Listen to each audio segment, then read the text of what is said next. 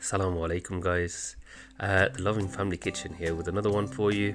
Today we're cooking Sylheti Handesh Borah, otherwise known as sweet dumplings. Now here's the ingredients list for you, nice and simple. There's only about 2 or 3 ingredients that you need.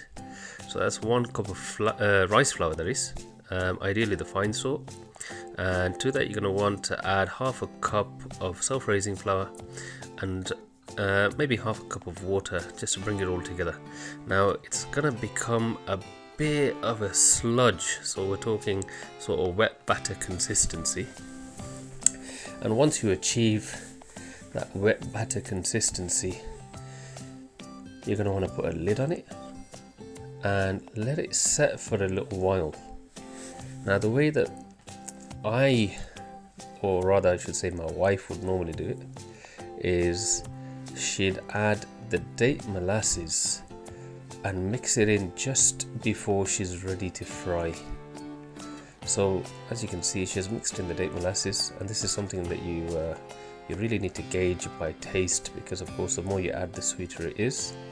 Straight into the oil. Now your oil, you want to be somewhere in the region of about 170-180 degrees Celsius, I'd say.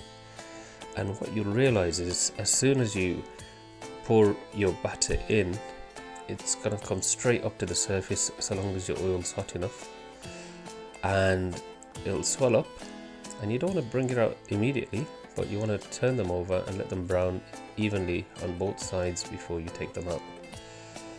This particular recipe, I say, will get you in the region of about 12 to 15 of these little soft dumplings.